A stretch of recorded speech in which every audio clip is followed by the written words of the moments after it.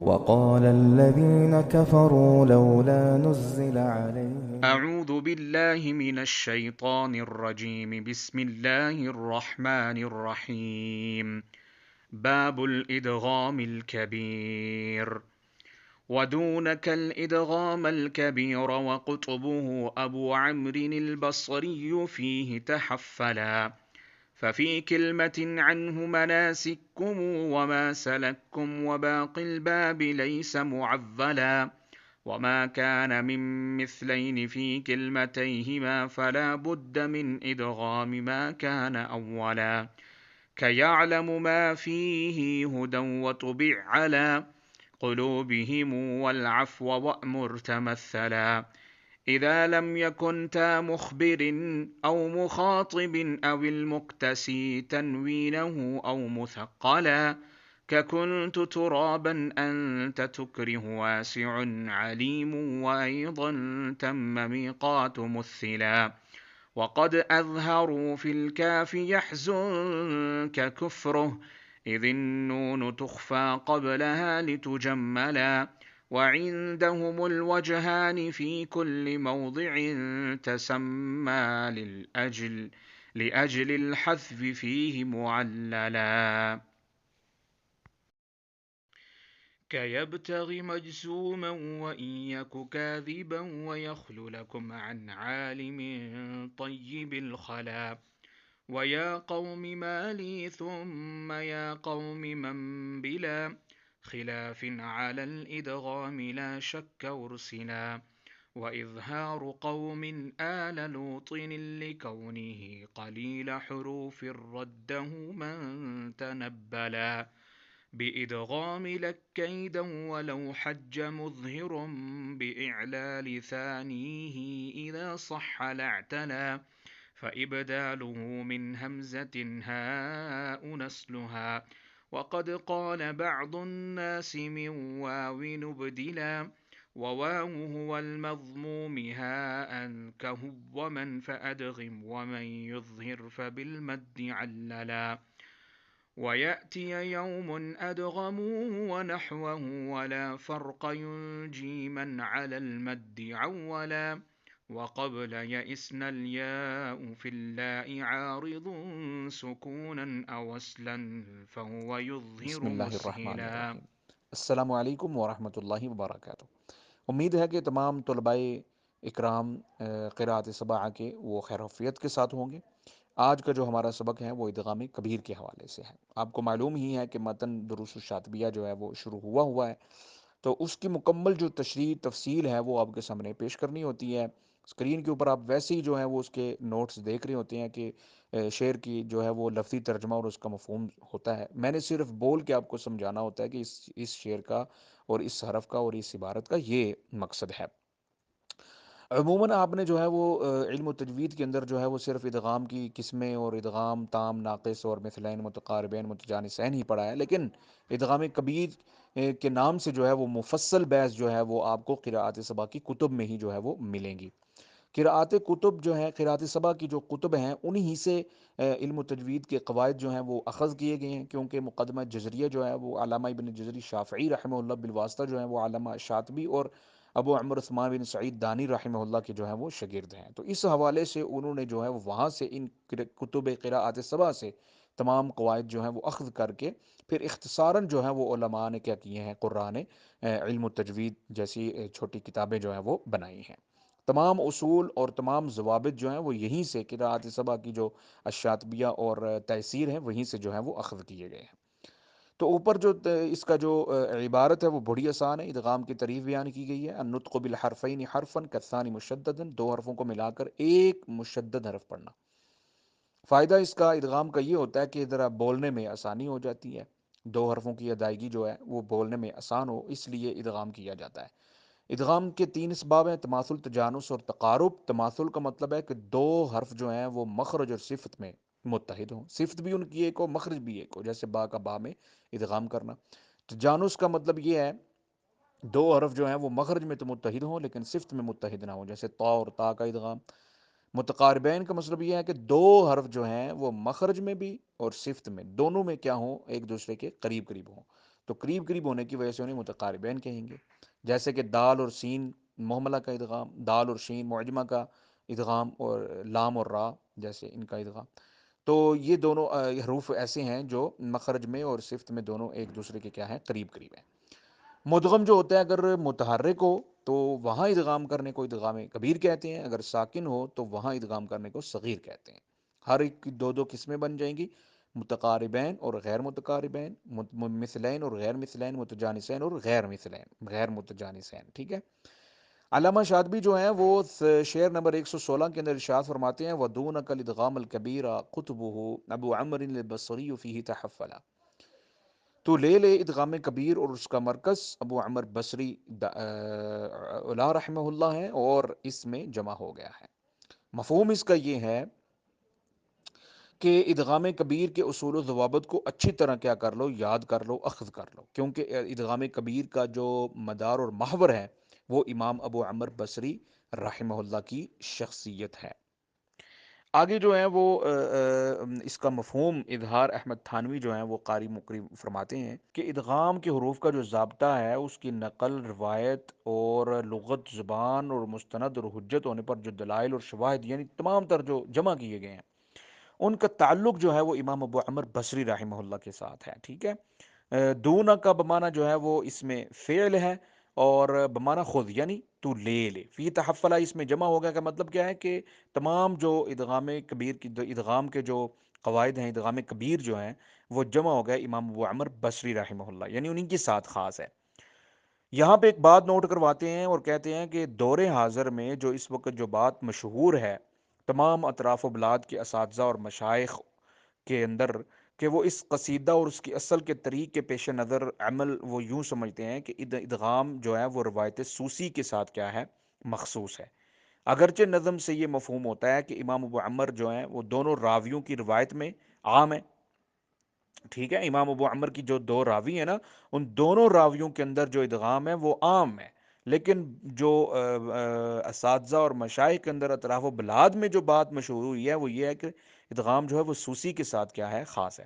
اب اس کی تخصیص کی جو وجہ ہے وہ یہ ہے کہ دراصل باب ادغام کی جو شرح میں امام سخاوی قول آپ نے جو اس پر قول پر عمل کیا ہے وہ فرماتے ہیں وقان ابو القاسم یعنی الناظم، یعنی امام شاطبی رحمہ اللہ، کہ امام شاطبی رحمہ اللہ جو ہیں وہ ادغام کبیر صرف سوسی کے طریق پہ کیا کرتے تھے، پڑھایا کرتے تھے، یعنی صرف روایت سوسی کے ساتھ کیا کرتے تھے، خاص کرتے تھے. اس کی وجہ یہ تھی. ٹھیک ہے نا. انہو قضا قرا، جیسے کہ انہوں نے اس طرح کیا کیا، اس کو پڑھا تھا. تو اسی طرح اتحاف البریہ کے اندر کتاب کے اندر فرماتے ہیں والادغام بالسوسی خص، ادغام جو ہے وہ سوسی کے ساتھ ہی کیا ہے، خاص ہے. علامہ ابو شامہ اپنی شرح میں فرماتے ہیں، یعنی یہ جو اتحاف البریہ ہے اس کے اندر ارشاد فرماتے ہیں کہ اب تک کسی کتاب میں ادغام کبیر کے ساتھ روایت سوسی کی جو تخصیص وہ نہیں دیکھی گئی. گویا جو شیخ شاطبی ادغام کبیر کے ساتھ صرف طریق سوسی میں پڑھاتے تھے تو یہ جو ہے وہ علامہ شاطبی رحمہ اللہ کا ہی یعنی انہی کا طریق تھا کہ وہ اسی کے ساتھ ہی خاص کرتے تھے، امام سوسی کے ساتھ. آگے فرماتے ہیں ففی کل کلمتن 117 جو شعر ہے انہو مناسککم وما سلککم وباقی البابی لیس معولا. پس ایک کلمہ اس سے کہ مناسککم وما، کہ یعنی یہاں پہ ایک اشکال جو ہے وہ دور کرتے ہیں. ایک اشکال جو ہے وہ یہ ہے کہ بعض جو لوگ ہیں جو وہ یہ سمجھتے ہیں کہ ادغام کبیر جو ہے وہ صرف سوسی کرتے ہیں. ٹھیک ہے. تو پھر ناظم نے جو ہے وہ امام کا نام کیوں لیا؟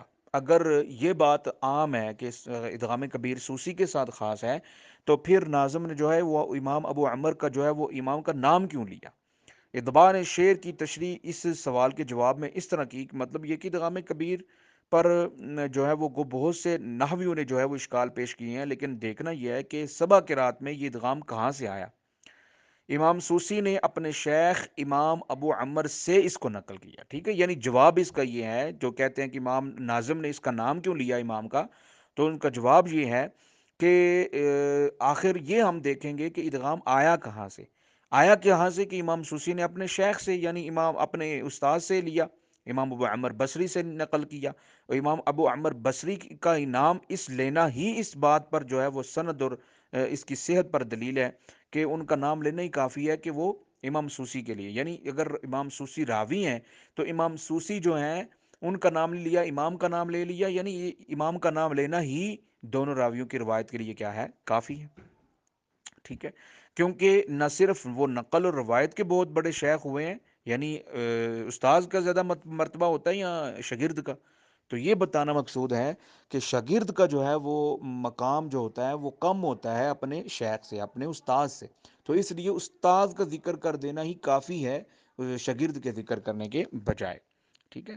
تو امام جو عمو بمر بصری جو ہیں وہ صرف نقل و روایت کی شیخ نہیں ہوئے، بلکہ عربی ادب، شعر، نحو اور معانی میں جیسے علوم میں بھی ان کو کیا ہوا ہے، امام جلیل تسلیم کیا گیا ہے۔ چنانچہ کتاب الشعر الشعراء وغیرہ میں بھی ابن قتیبہ اور دوسرے محققین جو اہل قلم نے امام ابو عمر بن علاء البصری رحمہ اللہ کے اقوال اور آراء کا کیا کیا گیا ہے، جو ہے وہ جائزہ لیا ہے۔ تو اس بات کی دلیل ہے کہ امام ناظم نے جو ہے وہ امام کا نام اس لیے لیا کیونکہ وہ اپنے شاگرد سے کئی گنا جو ہیں وہ مرتبے میں علم میں جو ہیں وہ آگے ہیں، تو لہذا امام سوسی جو ہیں وہ روایت جب اپنے استاد سے لے رہے ہیں تو اس لیے استاد کا نام کیا کیا ہے، ذکر کیا ہے۔ تو محترم طلباء کرام، یہ جو شعر ہے نا، شعر نمبر 117، اس کا مفہوم یہ ہے کہ ففی کلمت عنہ مناسککم وما سلککم وباق الباب لیس معولا، کہ لیس معولا کا مطلب کیا ہے کہ اعتماد نہیں کیا ہوا، یعنی امام سوسی رحمہ اللہ جو ہیں وہ جو ادغام کبیر کی مثال ہے وہ مثلین میں صرف ایک ہی کلمہ یعنی قرآنی 2 کلموں کے اندر جو ہے وہ ذکر ہوا ہے ادغام کبیر۔ نمبر 1 سورہ بقرہ فَإِذَا قَضَيْتُم مَنَاسِكَكُمْ، اور دوسرا جو ہے وہ سورہ المدثر وما سلککم فی سقر، ٹھیک ہے، وما سلککم فی سقر۔ اب سلککم فی سقر جو ہے یہ 2 کلمے ایسے جو مناسککم اور سلککم، یہ 2 کلموں کے اندر ہی ادغام کبیر جو ہے وہ مثلین کی مثال کے اندر جو ہے وہ حروف کے اندر جو ہے وہ ہوا ہے، ٹھیک ہے، یہ بتانا مقصود ہے۔ ان 2 کلموں کے سوا ایک ہی کلمے کے مثلین میں ادغام کے سلسلے میں سوسی سے کوئی مستند معتمد قول جو ہے وہ مروی نہیں ہے۔ امام سوسی جو ہیں وہ مثلین جو حروف ہیں ان کے اندر ادغام کبیر کی انہی 2 کلموں کے اندر ہی کیا ہوتی ہے، جو ہے وہ ان کی مثال ملتی ہے، اور کوئی روایت ان کی نہیں ملتی، ٹھیک ہے۔ آگے جو شعر ہے، شعر نمبر 118 اور 119، اس کا مفہوم آپ دیکھ لیں کہ وما کان من مثلین فی کلمتیہما فلا بد من ادغام ما کان اولا، اور جو ہو مثلین میں ان 2 کلموں سے پس ضروری ہے کہ وہ ادغام سے جو پہلا ہو، ٹھیک ہے۔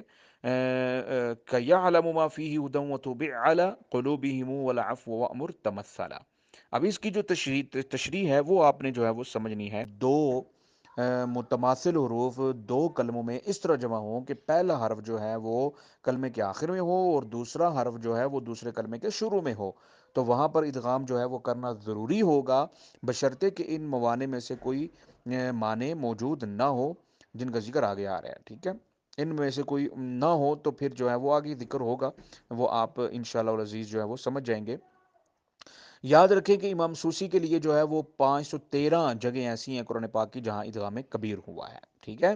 اس قسم کا ادغام کبیر قرآن پاک میں کل 17 مقام پر ہوا ہے، ٹھیک ہے۔ ٹوٹل جو ہیں وہ ٹوٹل مقام جو ہیں وہ 1305 بنتے ہیں جہاں پہ ادغام کبیر ہوا ہے، لیکن ادغام کبیر قرآن پاک میں ٹوٹل جو ہے کل 17 مقام پر واقع ہوا ہے اس قسم کا۔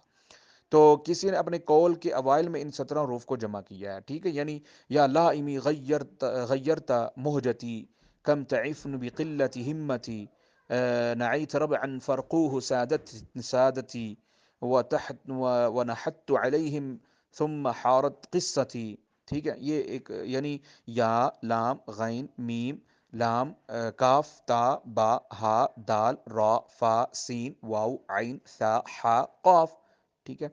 پھر میں پڑھتا ہوں، یا لام غین میم کاف نون با ہا تا را فا سین واو عین ثا حا قاف، تو یہ جو ٹوٹل جو ہے وہ 17 مقام جو ہیں وہ بنتے ہیں۔ ان کی مثالیں آپ دیکھ لیں، جیسے یأتی یوم، یأتی یوم لا قبل لہم یبتغ غیر الرحیم ملکی، إنك كنت إنك كنت الشوكة تكون نصيب برحمتنا نصيب برحمتنا فيه هدى للمتقين فيه هدى للمتقين نحن نسبح نحن نسبح. تو کیا پڑھیں گے؟ نحن نسبح شهر رمضان خلائف في الأرض الناس سكارى العفو وأمر عفو وأمر تبع على حيث ثقفتموهم النكاح حتى النكاح حتى الرزق قل الرزق رزق الرزق الرزق قل. ٹھیک ہے، یہ تھوڑا سا مشکل ہے لیکن اس کو اپنے پریکٹس میں جو ہے وہ لانا ہے. 10 حروف یعنی جیم، خا معجمہ، دال، ذال، زا، شین، صاد، با، طا، ظا کا جو ہے وہ مماثلین کی صورت پر قرآن میں کہیں بھی جو ہے وہ اجتماع نہیں ہوا ہے. اجتماع ہوا ہے جو اوپر 17 حروف ذکر ہوئے ہیں. الف میں ادغام اس لیے ممکن نہیں کہ وہ ہمیشہ ساکن ہوتا ہے، اور اجتماع حمزتین کے وقت جیسا کہ آگے معلوم ہوگا ابو عمر بصری جو ہے وہ جو ہے وہ متمثلین میں حمزہ اولا کو ساکت کرتے ہیں، اور متفقتین یعنی ابو عمر بصری جو ہے وہ متفقتین میں حمزہ اولا کو ساکت کرتے ہیں، اور مختلفتین میں حمزہ ثانیہ کی کیا کرتے ہیں؟ تسہیل پڑھتے ہیں. یہ الف کا کیا ہے؟ قاعدہ ہے. ٹھیک ہے، متفقتین میں حمزہ اولا کو ساکت کرتے ہیں اور مختلفتین میں حمزہ ثانیہ کی تسہیل کرتے ہیں. تو محترم طلباء کرام، جو شعر نمبر 120 ہے، اذا لم یکن تا مخبرن او مخاطبن او المقتسی تنوینہ مثقلا، اس کا مطلب یہ ہے کہ یعنی مثلین میں پہلا حرف جو ہے دوسرے میں اس وقت مدغم ہوگا جب کہ پہلا حرف جو ہے وہ تائے مخبر ہو، یعنی تائے متکلم نہ ہو، تائے مخاطب نہ ہو، نہ اس میں اپنی تنوین کا جامہ پہن رکھا ہو، نہ منون یعنی نہ منون ہو، نہ مشدد ہو. ٹھیک ہے، جیسے کہ اس کی مثال بیان کرتے ہیں کا کنت ترابن 121واں شعر جو ہے کا کنت ترابن انت تکری واسع، تائے متکلم کی مثال جیسے کا کنت ترابا تائے مخاطب کی جیسے انت تکری، اور تنوین کی مثال واسع علیم، مشدد کی مثال جیسے تم میقات. ٹھیک ہے، تو بعض شارحین نے کہا ہے کہ انت تکری کی مثال جو ہے اس میں انت کی تا کو تا گوہا جو ہے وہ بجمع ضمیر نہیں بلکہ ضمیر صرف ان ہے. ٹھیک ہے، جو کن تو ترابا سوری انت ہے، تو ان جو ہے یہ اس میں کیا ہے؟ صرف ضمیر ہے. انتا تا جو ہے وہ ضمیر نہیں ہے. لیکن ناظم نے اس مثال سے اشارہ کیا ہے کہ یہ تا بھی مشابت کی وجہ سے تائے مخاطب ہی میں داخل ہے. تائے مخاطب کی مثال جیسے وما کنت تتلو. ٹھیک ہے، وما کنت تتلو، یہ مثالیں ہیں اس کی. تو محترم طلباء اکرام، جو شعر نمبر 122 ہے اس کی تشریح جو ہے وہ یوں ہے وقد اظہروا فی الکاف یحزن کا کفر اذا النون تخفى قبلها لتجمل. اس کا مطلب یہ ہے کہ اہل ادا جو ہیں وہ سوسی کی روایت میں فلا یحزن کا کفر ہی یعنی کاف میں اظہار کرتے ہیں، کاف کا کاف میں جو ہے وہ ادغام نہیں کرتے ہیں. ادغام اس لیے نہیں کرتے کیونکہ کاف سے پہلے جو ہے وہ نون مخفات ہے، نون کے اندر اخفا کیا جا رہا ہے. جیسے یحزن تو یہ کیا کیا جا رہا ہے؟ اخفا کیا جا رہا ہے. تو اخفا جو ہوتا ہے وہ بھی مشابہ با ادغام ہوتا ہے، ادغام کے مشابہ ہوتا ہے. تو گویا اس کے اندر جو تنوین پڑی جا رہی ہے یحزن زن، ٹھیک ہے، نون جو ساکن ہو جا رہا ہے اس کے اندر جب اخفا ہوگا تو اخفا جو ہے وہ ادغام کے مشابہ ہوگا، اور اخفا جو ہے وہ اس کے اندر جو حرف مشدد ہوا تو مشدد ہونے کی وجہ سے آپ نے اوپر قاعدہ پڑھ لیا ہے کہ جو ادغام ہوتا ہے وہ حرف مشدد جو ہے اس کے اندر نہیں ہوتا. تو اس لیے کلمہ اپنی صورت پر باقی رہ کر خوبصورت کیا ہوا؟ معلوم ہوا. تو اس کو ایسے ہی پڑھیں گے فلا یحزن کا کفر، اظہار کریں گے، ادغام نہیں کریں گے. آگے جو شعر ہے 123 نمبر جو شعر ہے وعندهم الوجہان فی کل موضع، تو یہاں اس کا مطلب یہ ہے کہ امام سوسی کی روایت میں ہر اس مقام پر جہاں آخر کلمے میں حذف ہونے کے بعد متماثلین جمع ہو گئے تو اس کلمے کو اس حذف کے بعد معلل کہا جاتا ہو. اہل ادا نے اظہار اور ادغام دونوں وجوہ کو جائز قرار دیا ہے. اگلے شعر میں اس کی مثال آ جائے گی. ٹھیک ہے، فی الحال آپ یہیں تک جو ہے وہ سمجھ لیں. تو محترم طلباء کرام، آج کا ہمارا سبق جو ہے وہ بہت آسان ہے. مثالیں دی گئی ہیں، ان کو آپ نے سمجھنا ہے. آپ کو پتہ ہے کہ باب الادغام الکبیر جو ہے وہ ہمارا شروع ہوا ہے.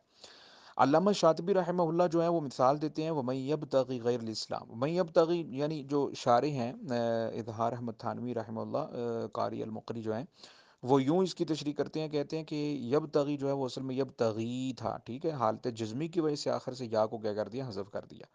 اس طرح یاکو جو ہے وہ اصل میں یکون تھا، تخفیفاً نون ساکن حذف ہوا اور حالت جزمی کی وجہ سے واو حذف ہوا، تو ایسے میں کیا بن گیا، یاکو رہ گیا.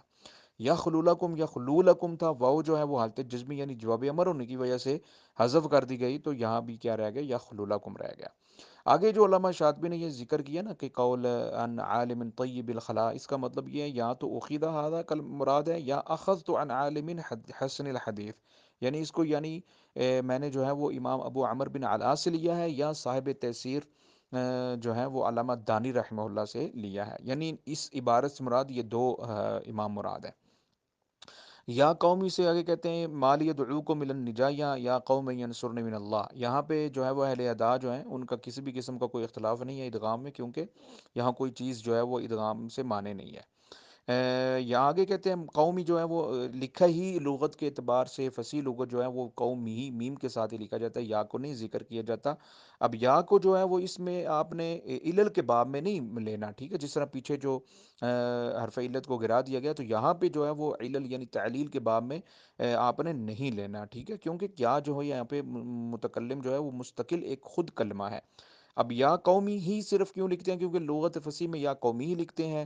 یا کو جو ہے وہ استعمال نہیں ہوگی یہاں پہ، کیونکہ یا جو ہے وہ یہاں پہ اس کا حذف جو ہے وہ عدم یا کے اوپر ہوگا. یعنی ٹھیک ہے، یا کا جو حذف ہے وہ کسی علت کی وجہ سے نہیں بلکہ عدم یا کی وجہ، یعنی یا ذکر ہی نہیں کیا جاتا لغت فصیح کے اندر، تو اس لیے یا قومی ہی کیا جاتا ہے، پڑھا جاتا ہے. شعر نمبر جو 126 ہے نا، اس کا مفہوم آپ نے اچھے طریقے سے سمجھ لینا ہے کہ اظہار قوم آل لوط لقولہ قلیل حروف، یعنی یہاں پہ فرماتے ہیں کہ لفظ قرآنی جو آل لوط جو سورہ حجر، سورہ نمل، سورہ قمر میں آیا ہے، بغدادیین میں سے ایک قوم نے اظہار اس چیز کا کیا ہے کہ وہ ادغام نہیں کرتے. ان کی وجہ یہ ہے، وہ ادغام نہ کرنے کی وجہ یہ بتاتے ہیں، کہتے ہیں کہ آل جو ہے وہ آلریڈی قلیل الحروف ہے، یعنی اس کے اندر وہ سمجھتے ہیں کہ یہ 2 حروف ہیں جبکہ یہ 3 حروف ہیں. ٹھیک ہے، وہ اپنی دلیل دیتے ہیں کہ یہ قلیل الحرف ہے، اور قلیل البنا ہونے کی وجہ سے اس کے ادغام کر کے جو ہے وہ مزید تخفیف کرنا مناسب نہیں ہے. لیکن علوم میں جو راسخ القدم یہ شخصیت ہیں وہ علامہ الدانی رحمہ اللہ، جیسے فرمایا ردہ من تنبلا. تنبلا یعنی جو ہے وہ بڑے ذکی جو شخص ہیں، یعنی جو راسخ القدم شخصیت ہیں، وہ علامہ دانی رحمہ اللہ ہیں. ظاہر ہے یہ تحصیر کی جو ہے وہ شارٹ کٹ ہے، شاطبیہ جو ہے. تو علامہ شاطبی نے جو ہے وہ اس میں یوں فرماتے ہیں کہ علامہ دانی نے اس کا کیا کیا ہے، بغدادیین کی قوم کا جو اظہار ہے اس کا کیا کیا ہے، رد کیا ہے. وہ رد یوں کیا ہے، وہ کہتے ہیں کہ علامہ دانی رحمہ اللہ جو ترجیح دیتے ہیں وہ تو ادغام کی ترجیح دیتے ہیں نا، وہ ادغام ہی کرتے ہیں، لیکن بغدادیین کی قوم جو ہے وہ اس ادغام نہ کرنے کی وجہ بتائیے کہ قلیل الحروف ہے. ٹھیک ہے، لیکن اس کی تردید کا جو جواب ہے وہ آگے ظاہر ہو جائے گا، بتا دیا جائے گا. علامہ ابو شامہ جو ہیں وہ انہوں نے بھی جو ہے وہ علامہ الدانی رحمہ اللہ کی حمایت میں یہ کہا کہ معلوم نہیں ہوتا کہ لوگوں نے لفظ آل کو کس بنا پر قلیل حروف کہا. ان کی مراد یہ ہے کہ یہ رسم الخط، یعنی جو بغدادیین کی قوم جو ہیں وہ سمجھتے ہیں رسم الخط کا اعتبار کیا ہے، جبکہ رسم الخط نہیں بلکہ تلفظ کا یہاں پہ کیا ہوگا، اعتبار ہوگا. تلفظ کو دیکھا جائے تو یہ 3 حروف ہیں، قلیل الحرف جو کہا ہے تو پھر قال الہم میں بھی ادغام نہیں کرنا چاہیے. ٹھیک ہے، اس کا یہ ذکر کیا ہے. تو اس لیے جو ہے وہ ردہ من تنبلا جو یعنی اس قوم کی تردید کی اس شخص نے جو علم میں راسخ القدم ہے، وہ علامہ دانی رحمہ اللہ ہے. اب یہ جو شعر 127 نمبر ہے، اس میں مزید اس کا جو ہے وہ جواب دیتے ہوئے علامہ شاطبی رحمہ اللہ فرماتے ہیں بِإِدْغَامِ لَكَّ إِذًا وَلَوْ حَجَّ مُظْهِرٌ بِإِعْلَى لِسَانِهِ إِذَا صَحَّ الْاعْتَلَى. یعنی علامہ شاطبی رحمہ اللہ جو ہیں وہ فرماتے ہیں کہ اگر جو بغدادیین ہیں وہ یہ اگر جواب دیتے کہ جو تعلیل ہے، یعنی اگر تعلیل کی بنا پر یہ قلیل الحروف نہ کہتے بلکہ تعلیل کہتے تو پھر بات جو ہے وہ سمجھ میں آتی کہ انہوں نے بات درست کی ہے۔ لیکن صاحب تفسیر بغدادیین کی رائے کی تردید میں یوں فرماتے ہیں کہ اگر تعال جو ہے وہ قلیل الحروف کی وجہ سے ادغام نہیں ہو رہا، تو پھر کئی دن لقہ میں جو ہے وہ اس سے زیادہ وہ قلیل الحروف ہے، تو وہاں پر بھی لقہ کئی دن میں جو ہے وہ نہیں ہونا چاہیے جو ہے وہ ادغام۔ تو علامہ شاطبی اس کا جو ہے وہ مزید فرماتے ہیں کہ وَلَوْ حَجَّ مُظْهِرٌ، آخر تک جو شعر ہے کہ اظہار کرنے والے اگر قلت حروف کی دلیل کے بجائے یہ کہتے کہ آل کے دوسرے حرف میں یکے بعد دیگرے دو مرتبہ تلیل ہو چکے ہیں تو ادغام کیا جائے لفظ میں، تو یہ مزید تبدیلی ہوگی، تو یہ کہنا ان کا یہ جو ہے وہ درست ہوتا۔ خلیل البنا کی جو بات انہوں نے کی ہے یہ درست نہیں ہے۔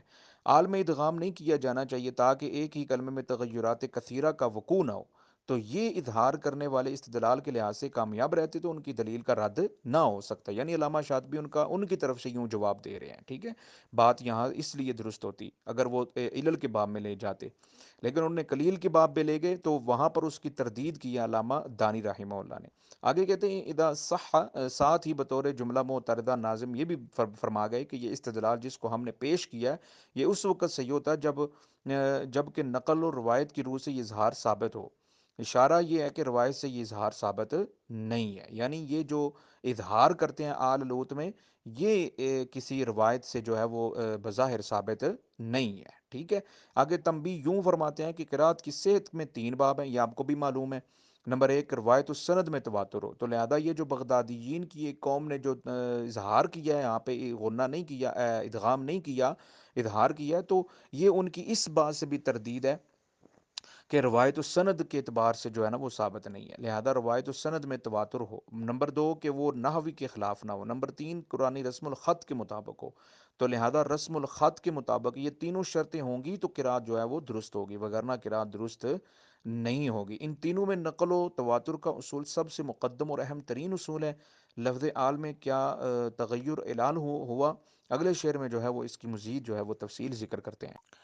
تو محترم طلباء کرام، اس میں اب کوئی چیز ایسی نہیں ہے جو مشکل ہو، ساری چیزیں جو ہیں وہ تشریح کے اندر بڑی واضح طور پر ذکر کر دی گئی ہیں، صرف آپ نے یہ دیکھنا ہے کہ جہاں سے آپ کو نہیں سمجھ آ رہی نا وہاں سے آپ نے کیا کر لینا ہے، مجھ سے پوچھ لینا ہے، ٹھیک ہے۔ اب یہاں پہ جو ہے وہ مزید اس کی جو تشریح ہے وہ کرتے ہیں کہ کہتے ہیں لفظ آل جو ہے وہ ظاہر ہے اس کا الف جو ہے وہ حمزہ سے بدلا ہوا ہے، حمزہ سے بدل کر آیا ہے، ٹھیک ہے۔ تو اصل میں جو یہ آل اصل میں اہل تھا، جو نحوی اس کی ترغیب کرتے ہیں کہ اہلن تھا، ہاں حمزہ سے بدلی اور حمزہ کو کیا کر دیا، الف سے بدل دیا۔ اور بعض جو لوگ قراء ہیں یعنی امام کسائی وغیرہ جو ہیں انہوں نے کہا ہے کہ الف جو ہے وہ واو سے تبدیل ہو کر آیا، یا جو یہ واو سے تبدیل ہو کر آیا ہے، ٹھیک ہے، یعنی اصل میں آوالن تھا، ٹھیک ہے۔ تو واو کے متحرک اور ماقبل مفتوح ہونے کی وجہ سے اس کو کیا کر دیا، الف سے بدل گیا، تو یہ بن گیا یہ آل ہو گیا، ٹھیک ہے۔ تو محترم طلباء کرام، بڑا آسان سا سبق ہے اگر آپ سمجھیں گے تو۔ شعر نمبر 129 اور 130 کے اندر جو ہے وہ علامہ شاطبی رحمہ اللہ نے جو ہے وہ ذکر کیا ہے کہ جو ہوا یعنی جیسے کلمات ہے جہاں پہ ہا مضموم ہوگی تو وہاں پر جو ہے وہ ہوا والذی ہوا والملائکہ، تو جمہور علماء کا قراء کا مسلک ہے اور علامہ شاطبی کا بھی یہی مسلک ہے کہ وہاں پہ ادغام ہوگا۔ لیکن ایک جماعت کا کہنا ہے، وہ کہتے ہیں ادغام نہیں ہوگا کیونکہ واو کو ساکن کرنی ہوگی، اور جب واو ساکن ہوگی تو وہ مدہ ہو جائے گی، تو مد کی وجہ سے وہاں پہ اپنے مثل میں مدغم نہیں ہوگا، جیسے آمنو و عاملو انہوں نے مثال دی۔ تو یہ جو اظہار کیا ہے یہ یعنی علت مد کے ساتھ، یعنی مد کے ساتھ انہوں نے تعلیل کی ہے کہ مد کی وجہ سے جہاں پہ ادغام نہیں ہوگا اظہار ہوگا۔ علامہ شاطبی نے اس کا بڑا مدلل جواب دیا، انہوں نے کہا یاتی یوم اور نودی یا موسیٰ وغیرہ کلمات میں بھی پھر ادغام نہیں ہونا چاہیے، وہاں پر بھی مد ہے، تو مگر مد کو ہی آپ نے علل بنایا ہے تو پھر وہاں پہ کیوں ادغام ہو رہا ہے، ٹھیک ہے، وہاں پہ اظہار کیوں نہیں ہو رہا۔ یہ بڑا اس کا مختصر اور آسان سا انہوں نے جواب جو ہے وہ دے دیا، یعنی ان کو کہتے ہیں کہ مد کی جو علل کی جو سہارا لے رہے ہیں نا یہ بات درست نہیں ہے، یعنی یہ چیز ان کے لیے دلیل نہیں بنے گی، ٹھیک ہے۔